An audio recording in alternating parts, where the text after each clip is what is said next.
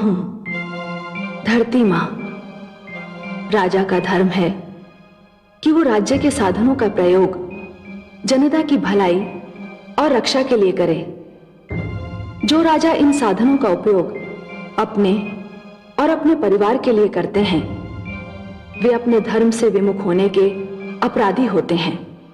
प्रहलाद ने जब अपने पुत्र की रक्षा के लिए सेना बल के उपयोग का विरोध किया तो मुझे हार्दिक प्रसन्नता हुई। ऐसा करके उसने आने वाले युगों के लिए भी एक आदर्श सिद्धांत बनाया है। राज परिवार और सामंतगण यदि राज्य साधनों का उपयोग अपनी शान बढ़ाने के लिए करने लगेंगे तो न केवल राज्य कोष पर बोझ पड़ेगा, बल्कि जनता और देश की सीमाओं की रक्षा भी संकट में पड़ जाएगी। प्रहलाद राजा होने के अतिरिक्त पिता भी है, और जब पिता होने के नाते उसने अपने पुत्र की रक्षा करने का बीड़ा उठाया तो मुझे बहुत प्रसन्नता हुई। ये वही प्रहलाद है जिसे अपने पिता से घृणा के अतिरिक्त कुछ भी नहीं मिला था, पर वो अपने पुत्र से प्रेम करने में कोई कसर नहीं छोड़ रहा है।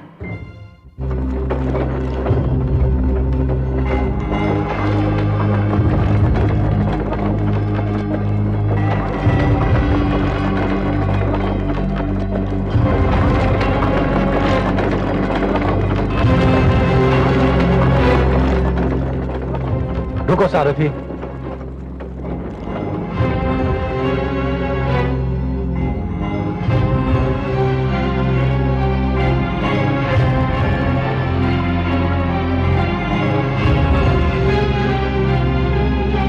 पुत्र विरोचन, पुत्र विरोचन, पुत्र विरोचन,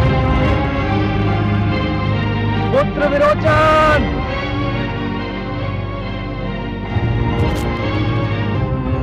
अरे, यह तो पुत्र विरोचन का अश्व है।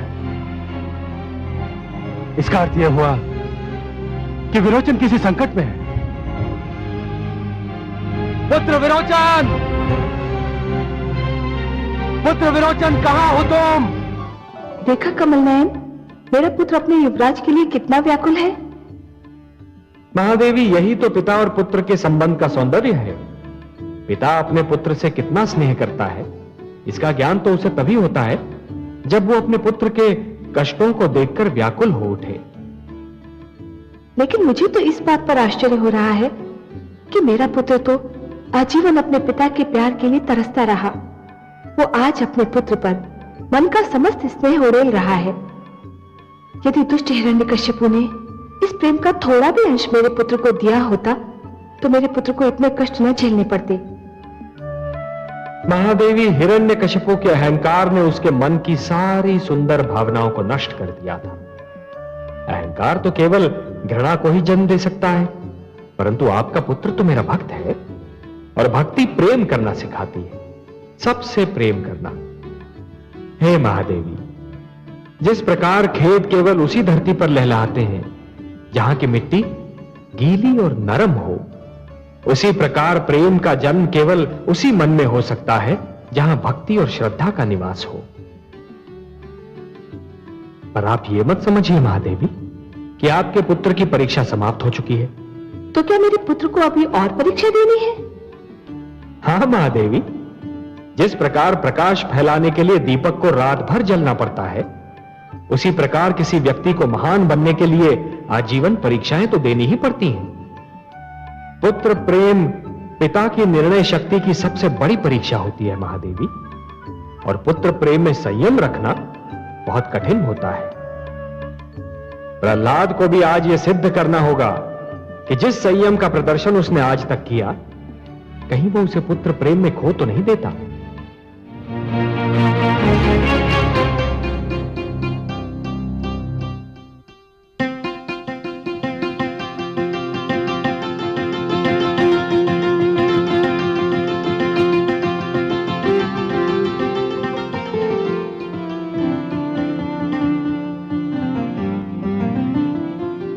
हे आदित्य देव, हे विष्णु रूप, जिस प्रकार आपकी किरणें मुझे छू रही हैं, यदि मेरे पुत्र तक भी पहुंच रही हैं, तो कृपा करके उसे मेरा यह संदेश दें कि मैं उसके लिए बहुत व्याकुल और चिंतित हूं, बहुत व्याकुल और चिंतित हूं।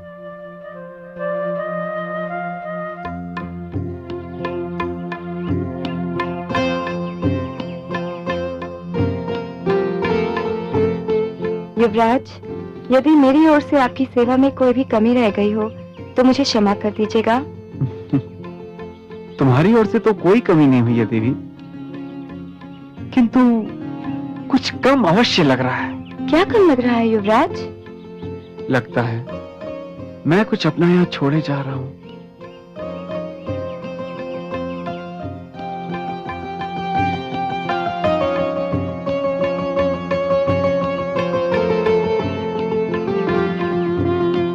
आपको तो कोई कष्ट नहीं हुआ ऋषिपुत्र? कष्ट? कैसी बात करती हैं देवी? यहां पर जो सुख का अनुभव मुझे हुआ है, उसकी तो मैंने कभी कल्पना भी नहीं की थी। यहाँ जिस सुख, शांति और आनंद का अनुभव मुझे हुआ है, इससे पहले जीवन में कभी नहीं हुआ था। इस कुटिया में बिताए हुए पल जीवन भर मेरे साथ रहेंगे।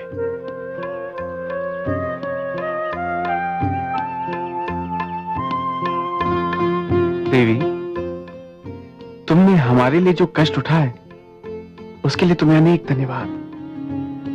देवी, तुमने मेरी जो सेवा की उसके लिए मैं सदैव आभारी रहूंगा। धन्यवाद तो मुझे देना चाहिए और आभार भी मुझे ही मानना चाहिए। मुझे आप दोनों जैसे महान व्यक्तियों की सेवा का अवसर जो मिला। आइए, मैं आप दोनों को अपने मार्ग दिखा दूं।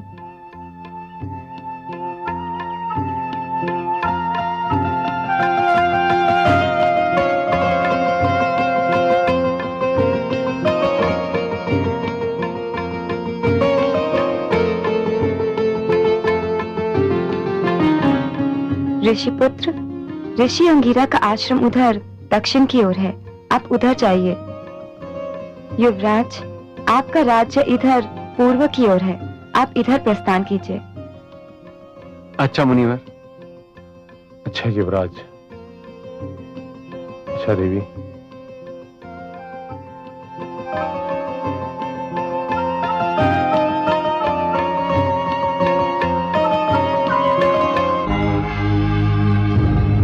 पुत्र विरोचन!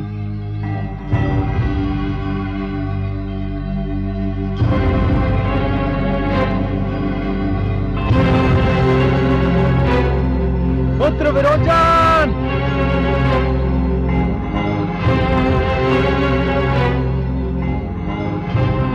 कहाँ हो तुम पुत्र?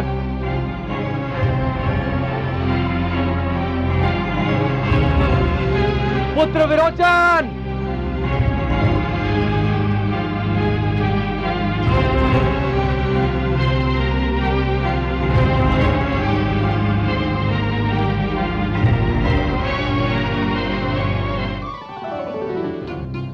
पुत्र विरोचन? विरोचन! पिताश्री? पुत्र विरोचन! पिताश्री, पिताश्री, पिताश्री, आप यहाँ कब आए? मैं तो कल संध्या से ही तुम्हें यहां ढूंढ रहा था। मैं तुम्हारे लिए बहुत व्याकुल था पुत्र। पिताश्री, मुझे ज्ञात नहीं था कि आप मेरे प्रति इतना स्नेह रखते हैं। आपका ये पुत्र प्रेम देखकर मुझे गर्व हो रहा है। मैं अपने पिता का वो प्रेम प्राप्त न कर सका जो एक पुत्र को पिता से मिलता है। इसीलिए मुझे सदैव ध्यान रहता है कि मेरे पुत्रों को मेरा वो समस्त प्रेम मिलता रहे जो उनका अधिकार है। पिताश्री, आपने रात्रि कहां बिताई? यहीं, इसी वन में। और तुम कहां रहे? मैं हाँ, मुझे एक ऋषि की बैकुंठ जैसी कुटिया में आश्रय मिल गया था। चलो राजभवन चलते हैं। तुम घायल भी हो गए हो। तुम्हारी दादी श्री और माता श्री तुम्हारे लिए अधिक व्याकुल हो रही हैं। हम शीघ्र न पहुंचे तो वो और अधिक व्याकुल हो जाएंगी। चलो चलिए।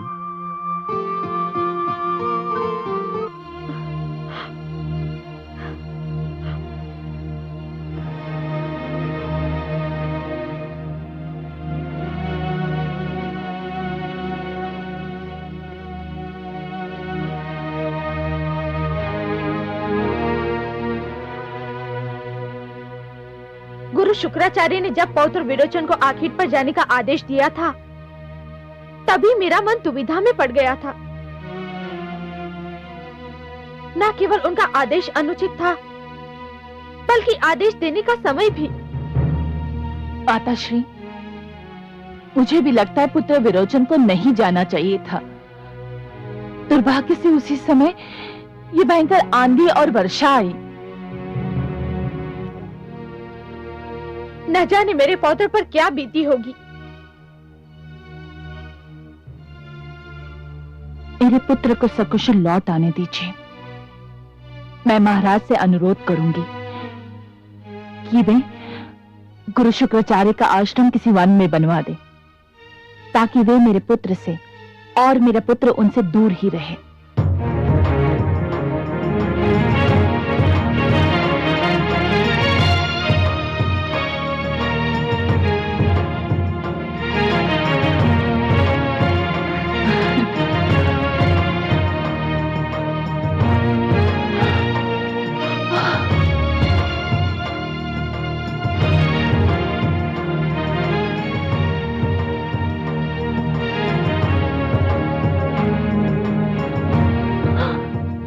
ईश्वर, ये क्या हो गया मेरे पुत्र को?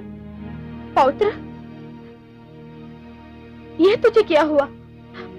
तू घायल कैसे हो गया? न जाने कितना रक्त बह गया होगा। मुख तो देखो, पीला पड़ गया है। साधारण चोटें हैं माते, 2-4 दिन में ठीक हो जाएंगी। चुप रहे पौत्र, इतने गहरे घाव है और तू इसे साधारण चोटें कह रहा है? पौत्र, इसे शीघ्र ही वैद्यराज को दिखाओ। घाव में धूल मिट्टी लग गई होगी तो संकट खड़ा हो जाएगा। जा रहा हूं दादी श्री, जा रहा हूं, वहीं जा रहा हूं, उसी के पास जा रहा हूं जिसके पास इन घावों का उपचार है।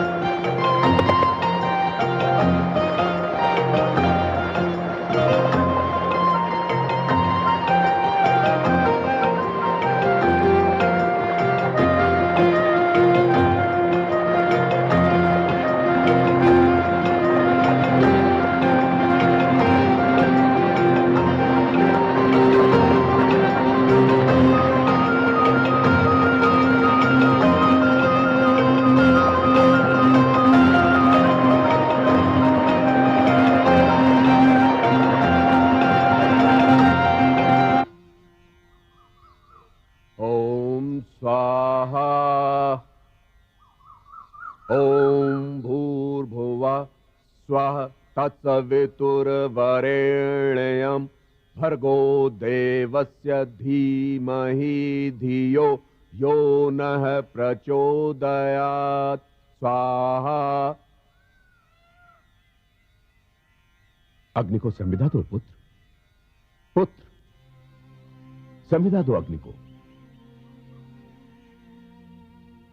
पिताश्री, मैं क्षमा चाहता हूं। मैं किसी की सोच में डूबा हुआ था। किस सोच में डूबे थे पुत्र? पता नहीं पिताश्री, मैंने जाने क्या सोच रहा था। तुम सोच भी रहे थे और यह भी नहीं जानते कि क्या सोच रहे थे। फिर तो समस्या अत्यंत ही गंभीर है पुत्र, क्योंकि आयु के जिस मोड़ पर तुम हो, उस मोड़ को वर्षों पूर्व मैं पार कर चुका हूं और ये भली भांति जानता हूं कि इस मोड़ का पथिक क्या सोचता है। फिर भी कुछ बताओ तो पुत्र। ऐसी कोई बात नहीं है पिताश्री। यदि कोई ऐसी बात है पुत्र जो बताई नहीं जा सकती, तो मेरा परामर्श है कि उसके विषय में सोचना ही छोड़ दो, क्योंकि फिर वो पाप के अतिरिक्त और कुछ नहीं हो सकती। और यदि वो पाप नहीं है, तो मेरी ये बात भी मानो पुत्र कि पुत्र के विचारों का भागीदार पिता से बढ़कर और कोई नहीं हो सकता। क्या बात है पुत्र?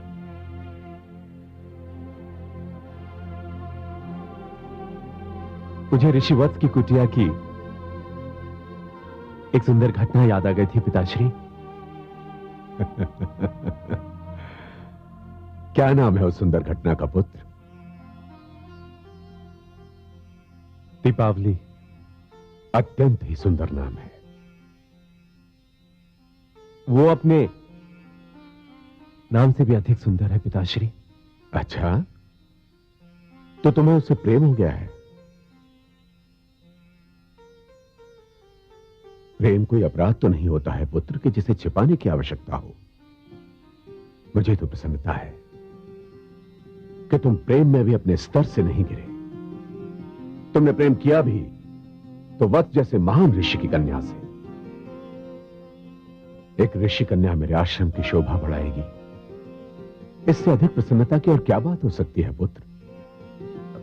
किंतु पिताश्री, मेरी समझ में नहीं आता कि मैं ये बात दीपावली से कैसे कहूं। जाओ और उसके समक्ष विवाह का प्रस्ताव रखो पुत्र। हां, मेरी ओर से अनुमति है, क्योंकि मैं नहीं चाहता कि प्रेम के कारण मेरा पुत्र ऋषि के स्थान पर कवि बन जाए।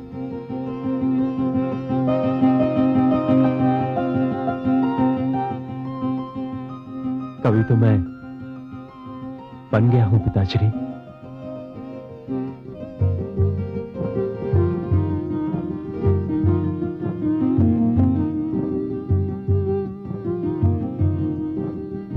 शिष्य विरोचन, शिष्य विरोचन, विरोचन। जी गुरुदेव। ये मैंने तीसरी बार पुकारा है तुम्हें। मैं क्षमा चाहता हूं गुरुदेव। मैं देख रहा हूं कि कुछ दिनों से तुम अपने आप में नहीं हो, कहीं खोए रहते हो। शिक्षा में भी तुम्हारी रुचि कम हो गई है। बात क्या है? क्या बात है? मैं तुम्हारा गुरु हूं, मुझे तुम्हारे विषय में हर बात जानने का पूरा अधिकार है। गुरुदेव, गुरुदेव, मैं एक वन सुंदरी पर अपना मन हार बैठा हूं। हार बैठे हो? घोर आपत्ति है मुझे इस शब्द पर। युवराज कुछ हारा नहीं करते, भले ही वो मन क्यों ना हो। जो हारते हैं उन्हें युवराज कहने का तो क्या, युवराज समझने का भी कोई अधिकार नहीं है। कहो कि एक वन सुंदरी तुम्हें भावे। हाँ गुरुदेव, ये सत्य है। तो हारो नहीं, जाओ उसे जीत कर ले आओ। कैसे गुरुदेव? उसके पास जाओ और उससे कहो कि तुम उसका भाग्य संवारना चाहते हो, उससे विवाह करना चाहते हो। परंतु गुरुदेव। परंतु क्या? जीवन में परंतु दुर्बलता का लक्षण होता है। उस कन्या ने तो कभी स्वप्न में भी ना सोचा होगा कि असुर लोक का युवराज उसके समक्ष विवाह का प्रस्ताव रखेगा। उसके ना मानने का तो प्रश्न ही नहीं उठता है। और यदि ये प्रश्न उठा तो? उस प्रश्न के उत्तर के लिए उन अधिकारों का प्रयोग होगा जो असुर लोक के युवराज होने के नाते तुम्हें प्राप्त है।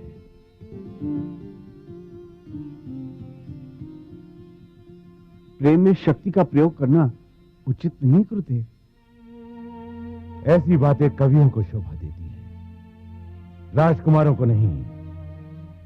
राजकुमारों को शक्तियां इसलिए नहीं मिलती हैं कि एक साधारण सी कन्या उनके प्रस्ताव को अस्वीकार कर दे और वे सिर झुकाए चुपचाप खड़े रहे। जाओ, उस वन सुंदरी को लेकर आओ। जो आज्ञा गुरुदेव।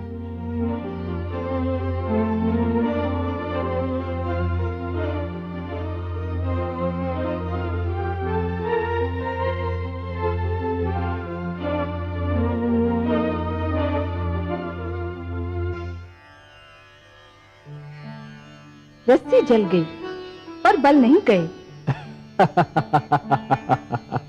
किस बात पर कटाक्ष कर रही है महादेवी? कटाक्ष नहीं कमल नयन, सत्य कह रही हूँ। न जाने कैसे भ्रष्ट विचार लेकर जन्मे हैं दैत्य गुरु शुक्राचार्य।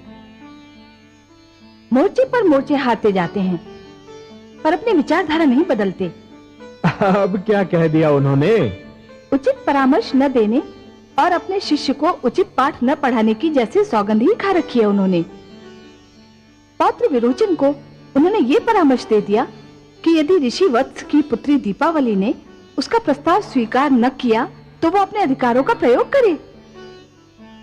महादेवी, कभी कभी तो मुझे लगता है कि स्वयं दैत्य गुरु शुक्राचार्य को यह ज्ञात नहीं होता कि वो क्या कह रहे हैं, क्योंकि उनके भीतर ज्ञान और क्रोध के बीच एक निरंतर युद्ध चलता रहता है। जब ज्ञान का पलड़ा भारी होता है तो उनके मुख से कविताओं के पुष्प झड़ते हैं, परंतु जब क्रोध का पलड़ा भारी होता है तो उसी मुख से अंगारे उगलने लगते हैं। पर उनका परामर्श तो उनके शिष्य को, मेरे पौत्र को तो भ्रष्ट कर सकता है। महादेवी, यदि ऐसा हुआ तो उसका सारा दोष विरोचन का ही होगा। गुरु ने तो परामर्श दे दिया, परंतु उसे मानना या ना मानना यह तो शिष्य का कार्य है। आपको तो ज्ञात है कि प्रहलाद के गुरुजन शंड और अमर्क ने भी उसे परामर्श दिया था कि वो हिरण्यकशिपु को ही ईश्वर माने। तब क्या हुआ? पर प्रहलाद की बात और थी। वो मेरा पुत्र है, आपका भक्त है। महादेवी, हर व्यक्ति को अपने जीवन की परीक्षा स्वयं ही देनी होती है। विरोचन को भी देनी होगी। यदि विरोचन के मस्तिष्क में शुक्राचार्य के विचार हैं तो उसकी रगों में भक्त प्रहलाद का रक्त भी तो है। यह निर्णय तो स्वयं विरोचन को ही करना होगा कि विचारों का प्रयोग कब करना चाहिए और कहां रक्त को अपना रंग दिखाना चाहिए। जानती हूँ कमल नयन, पर पौत्र विरोचन तो अभी युवा है और उसे जीवन का बहुत अनुभव भी नहीं है, और वो एक युवती से प्रेम करता है। ऐसे समय में तो उसे संयम और धैर्य का सुझाव देना चाहिए था। उन्होंने उसे शक्ति का प्रयोग करने का परामर्श क्यों दिया? महादेवी, दैत्य गुरु शुक्राचार्य की भाषा में शक्ति और बल का विशेष स्थान है, परंतु परीक्षा तो विरोचन की है। उसे तो यह ज्ञात है कि दैत्य गुरु शुक्राचार्य क्या हैं, कौन हैं, क्या करते रहे हैं, और यदि ये सब कुछ जानते हुए भी विरोचन ने उनके परामर्श को अपनी बुद्धि की कसौटी पर नहीं कसा, तब तो फिर उसका परिणाम वही होगा महादेवी, जैसे उस व्यक्ति के साथ होता है जो ये जानता तो अवश्य है कि अग्नि की ज्वाला जला देती है, परंतु फिर भी उसे छूने का प्रयास करता है। प्रेम भी तो एक ज्वाला है, और इस समय सुगंधा और विरोचन दोनों ही उसे छूने का प्रयास कर रहे हैं।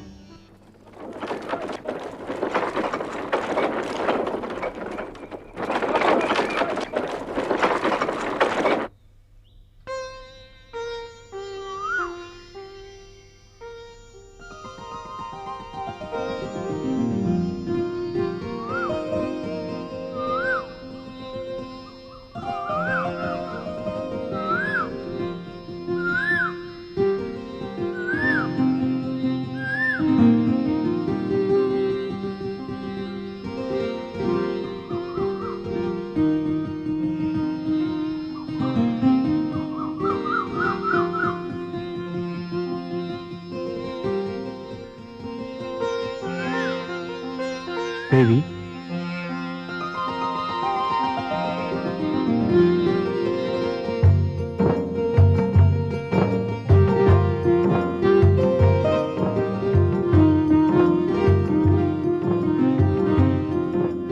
प्रणाम युवराज। प्रणाम देवी। आश्चर्य हुआ हाँ। मेरे समय आने पर? नहीं, इस संयोग पर कि बस एक क्षण पहले मुझे आपका ध्यान आया था और दूसरी क्षण आप स्वयं आ गए। तुम्हें तो मेरा ध्यान अभी आया था देवी। मैंने जिस घड़ी तुम्हें सबसे पहली बार देखा था, उस घड़ी से इस पल तक जब मैं तुम्हें फिर देख रहा हूं, तुम्हारे ध्यान ने मेरा साथ एक पल के लिए भी नहीं छोड़ा। पधारिए युवराज, आपका स्वागत है। कैसे कष्ट किया? मैं तुमसे एक प्रश्न पूछना चाहता हूं दीपावली। मुझसे? अवश्य पूछिए। दीपावली, क्या तुमने कभी अपने भविष्य के विषय में सोचा है? भविष्य के विषय में? मैं आपका प्रश्न समझी नहीं युवराज। क्या तुमने कभी नहीं सोचा कि तुम अपने जीवन के शेष वर्ष कैसे बिताओगी? नहीं, पर आप ये क्यों पूछ रहे हैं? इसलिए, यदि तुमने नहीं सोचा कि तुम्हारे भविष्य का क्या होगा, तुम्हारे जीवन के शेष वर्ष कैसे बीतेंगे, तो अब इस विषय में सोचना भी मत। क्यों? क्योंकि मैंने निर्णय कर लिया है।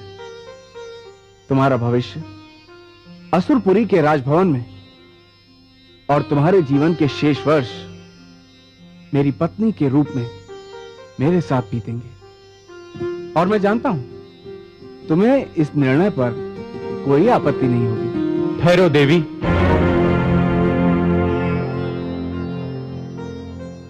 इससे पहले कि तुम युवराज विरोचन को कोई उत्तर दो, मैं ये कहना चाहता हूं कि तुम्हारे नेत्रों ने जो मेरे मन को संदेश दिया था, मैं उसका उत्तर लाया हूं। देवी, मैं तुमसे विवाह करना चाहता हूं। ऋषिपुत्र। दीपावली, मेरे राजभवन के द्वार तुम्हारे स्वागत की आस लगाए हुए हैं। और मेरा ऋषि आश्रम तुम्हारे पैरों की चाप पर कान धरे हुए है। तुम्हारा क्या उत्तर है देवी? मेरी तो कुछ समझ में नहीं आ रहा, कुछ समझ में नहीं आ रहा। मैंने तो पहले ही कहा था कि एक सूर्य और दूसरा चंद्रमा है। पर चुनना तो एक को ही होगा दीपावली, या सूर्य को या चंद्रमा को। जीवन के लिए सूर्य और चंद्रमा दोनों ही आवश्यक है। एक दिन का उजाला है और दूसरा रात्रि का। हे युवराज, आप महान सम्राट प्रहलाद के पुत्र हैं, तो हे ऋषिपुत्र, आप एक महान ऋषि की संतान। कोई ऐसा गुण नहीं जो आप दोनों में ना हो, और कोई ऐसा दोष भी नहीं जो आप दोनों में से केवल एक में हो। आप दोनों ही श्रेष्ठ हैं। मेरे मन में आप दोनों के लिए बहुत कोमल भावना है। मेरे लिए यह निर्णय लेना असंभव है कि मैं किसे स्वीकार करूं। परंतु निर्णय तो लेना ही होगा देवी। तुम नहीं लोगी तो कौन लेगा? पिताश्री, उनका परामर्श ही मेरा मार्गदर्शन कर सकता है। उन्होंने सदैव एक पिता से अधिक एक मित्र बनकर मुझे मार्ग दिखाया है। आप दोनों को उनके लौटने तक प्रतीक्षा करनी होगी। मैं प्रतीक्षा करूंगा। पर मैं प्रतीक्षा नहीं कर सकता देवी। क्यों युवराज? तुम्हारे पिताश्री एक ऋषि हैं दीपावली, और संयोग से सुधनवा के पिताश्री भी एक ऋषि हैं। और मुझे भय है कि ऋषि होने के कारण तुम्हारे पिताश्री सुधनवा का पक्षपात करेंगे। मैंने तुमसे प्रेम किया है दीपावली, और मैं अपने इस प्रेम को किसी भी स्थिति में खोना नहीं चाहूंगा। देवी, एक प्रेमी नहीं घमंडी युवराज बोल रहा है। तुम इसे कुछ भी समझ सकते हो सुधनवा, किंतु मैं आज दीपावली को अपने साथ ले जाने आया था, और मैं इन्हें अपने साथ ले जाकर ही रहूंगा। यह शक्ति और अधिकार का अनुचित उपयोग है। मैं इसे प्रेम प्रयास कहता हूं। तुम जो चाहे इसे नाम दे सकते हो। मैं देवी दीपावली को अपने साथ अपनी नगरी लेकर जाऊंगा। ये मेरे गुरु शुक्राचार्य के आश्रम में रहेंगी, जहां इन्हें सोचने का और निर्णय लेने का पर्याप्त समय मिलेगा। तुम अपने कार्य की कितने भी सुंदर शब्दों में व्याख्या कर लो, किंतु ये बलपूर्वक अपहरण के अतिरिक्त और कुछ भी नहीं। नारी अपहरण सबसे बड़ा पाप है। दीपावली, तुम्हें मेरे साथ चलना होगा। तुम चाहो तो मैं तुम्हारी रक्षा कर सकता हूं। नहीं ऋषिपुत्र, मैं अपने कारण दो महान व्यक्तियों के बीच हिंसा नहीं होने दूंगी।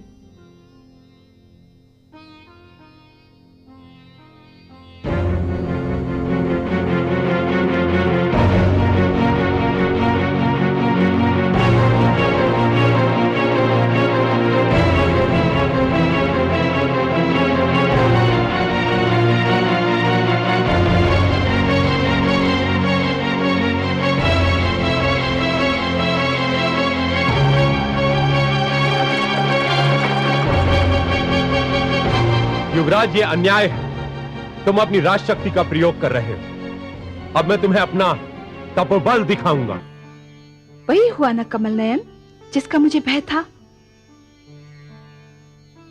दैत्य गुरु शुक्राचार्य की दी हुई अनुचित शिक्षा अपना रंग दिखा रही है। पौत्र विरोचन ने अपने प्रेम को जीतने के लिए अपने बल और अधिकारों का प्रयोग किया। मुझे भी दुख हो रहा है महादेवी। पुत्र प्रहलाद ने जिस आसुरी प्रवृत्ति को बदलना चाहा था, उसका प्रभाव पूर्ण रूप से समाप्त नहीं हुआ है। वो अब भी रह रहकर उभरने का प्रयास कर रही है। दुख तो इसी बात का है कि दीपक तले अंधेरा छाया हुआ है। मेरा पुत्र प्रहलाद इतना विनम्र, इतना त्यागी, और विरोचन उतना ही अभिमानी। मैं आपसे सर्वथा सहमत हूं महादेवी। जिस प्रकार पुत्र विरोचन अपने प्रेम को जीतने के लिए शक्ति का प्रदर्शन कर रहा है, उससे तो उसकी प्रेम भावना पर ही प्रश्न चिन्ह लग जाता है।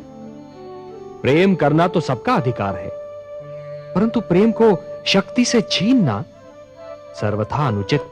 मुझे प्रसन्नता है कि ऋषि पुत्री दीपावली ने बुद्धिमत्ता से काम किया। यदि वो विरोचन के साथ न चली गई होती तो समस्या गंभीर हो जाती।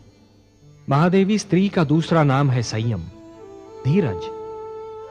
जब पुरुष स्वयं पर नियंत्रण नहीं रख पाता, तो ऐसी स्थितियों में स्त्री नित्य संतुलित रहती है। यही तो उसका सबसे बड़ा गुण है।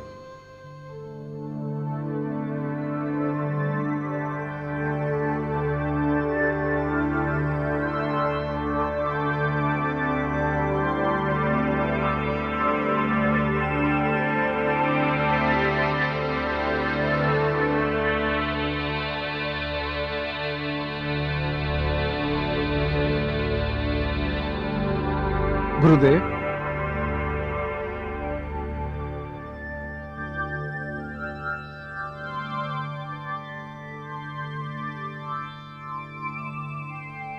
प्रणाम गुरुदेव। गुरुदेव, ये ऋषि वत्स पुत्री देवी दीपावली हैं। मैं समझ गया था पुत्र। प्रणाम दैत्य गुरु। मुझे हर्ष है शिष्य कि सौंदर्य को परखने में तुमने कोई ठोकर नहीं खाई। इसे देखने के उपरांत तो मैं तुम्हें इसके लिए भी क्षमा कर सकता हूं कि तुम इस पर मन हार बैठे थे। परंतु मुझे और भी अधिक प्रसन्नता है कि तुम इसे जीत लाए। अखंड सौभाग्यवती भव। आशीष के लिए धन्यवाद दैत्य गुरु, किंतु अब तक मैंने यह निर्णय नहीं लिया कि मैं युवराज विरोचन से ही विवाह करूंगी, अथवा अथवा तो मुझे किसी और की उपस्थिति का संकेत दे रहा है। मैं बताता हूं गुरुदेव। वन में आखेट के समय जिस प्रकार संयोगवश मैं और ऋषि अंगिरा का पुत्र सुधनवा एक साथ पेड़ गिरने से घायल हो गए थे, उसी प्रकार ऋषि वत्स की कुटिया में पहुंचकर हम दोनों दीपावली के नेत्रबाणों से भी एक साथ घायल हो गए। यही कहना चाहते हो ना? जी गुरुदेव। मुझे कोई आश्चर्य नहीं हुआ। होता भी तो दीपावली को देखने के पश्चात समाप्त हो जाता। परंतु पुत्री, तुम्हारा क्या निर्णय है? मैं कोई निर्णय नहीं ले पा रही हूँ कुलगुरु। युवराज विरोचन और ऋषिपुत्र सुधनवा के बीच मैं स्वयं को उस नौका की भांति पा रही हूँ जो बीच मझधार में है, और नदी के दोनों तट उसे अपनी ओर आने का संकेत कर रहे हैं। किंतु इस नौका को किसी एक तट का ही संकेत स्वीकार करना होगा। प्रश्न किसी एक तट के संकेत को स्वीकार करने का नहीं, प्रश्न तो दूसरे तट के संकेत को अस्वीकार करने का है। और इसी स्थान पर पहुंच के मैं स्वयं को असमंजस में पा रही हूँ। हे कुलगुरु, यदि आपसे कहा जाए कि सूर्य और चंद्रमा में से एक को स्वीकार और दूसरे को अस्वीकार कर दें, तो आपका क्या उत्तर होगा? गुरुदेव, मैं देवी दीपावली को इसी कारण आपके आश्रम में लेकर आया हूं। मैं चाहता तो इन्हें राजभवन में भी लेके जा सकता था, किंतु मैंने सोचा कि राजभवन में रहकर देवी ये न सोचे कि मैं उन पर कोई दबाव डाल रहा हूं। ऋषि की पुत्री ऋषि शुक्राचार्य के आश्रम में स्वयं को अधिक स्वच्छंद और स्वतंत्र समझेंगे। अवश्य शिष्य। ऋषि पुत्री दीपावली, मेरे इस आश्रम में तुम्हारा हार्दिक स्वागत है। तुम यही समझो कि तुम अपने पिता श्री ऋषि वत्स के आश्रम में ही हो। धन्यवाद कुलगुरु। देवी, यदि मेरे कारण आपको कोई कष्ट हुआ हो तो मुझे खेद है। प्रणाम गुरुदेव।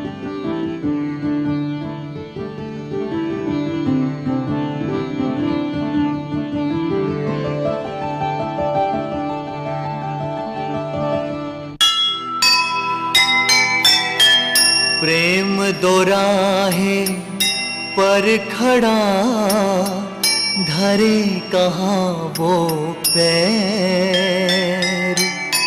किससे होगी मित्रता, किससे होगा बैर।